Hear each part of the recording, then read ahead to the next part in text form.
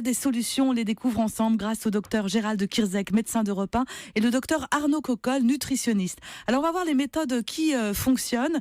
Je voulais qu'on revienne sur un élément important, Arnaud. Vous nous dites que pour maigrir, eh bien, il faut manger. C'est d'ailleurs le titre d'un de vos livres. Ça veut dire quoi? Quels sont les principes de base? On en a vu quelques-uns tout à l'heure, mais les principes de base, pas d'un régime, d'un bon régime alimentaire, et les erreurs à éviter. Les gens sont persuadés qu'il faut être en restriction. Or, vous avez un métabolisme basal. Le métabolisme basal, c'est le coût de fonctionnement de votre corps au repos, ou en tout cas pour une activité d'éveil. Alors, c'est toutes les dépenses que vos cellules font, par exemple, pour échanger des informations les unes avec les autres. C'est pour la respiration, l'activité cérébrale, pulmonaire, etc. Ça nous coûte un certain nombre de calories.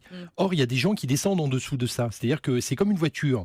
Vous avez une voiture qui fait du 5 litres au 100, il y a des gens qui décident de dire je vais aller contre l'avis du constructeur, je vais mettre du 3 litres au 100. Ouais. Vous ne ferez jamais 100 km, c'est pas possible. Ouais. Donc, il faut couvrir votre métabolisme parce qu'on a la chance, c'est que si vous mangez 1500 calories parce que vous les dépensez, vous n'allez pas stocker déjà. Donc, si vous mangez à votre faim, vous couvrez déjà vos besoins et vous luttez contre la restriction, ce que disait Gérald tout à l'heure, c'est très important. C'est-à-dire que vous allez avoir ces kilos émotionnels qui vont s'installer parce que vous allez avoir une intolérance à la frustration, certainement. Et vous pétez un câble. Ouais. Donc, écouter son rythme alimentaire, reconnaître ce sentiment de satiété, repérer la faim. 2, et c'est ce que vous disiez avec Gérald aussi, il n'y a pas d'aliments tabous. Des aliments à consommer avec modération, oui, mais pas d'aliments tabous. Oui, non, il n'y a pas d'aliments tabous parce qu'on ne va pas mettre au pinacle des aliments et porter sur le podium, par exemple, l'ananas en disant l'ananas, ça fait maigrir tout le monde, ou la pomme, ça fait maigrir tout le monde.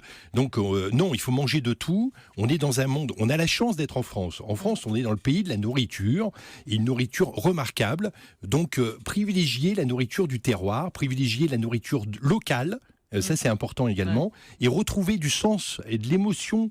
On parlait de kilos émotionnels, je voudrais que la nourriture redevienne émotionnelle également.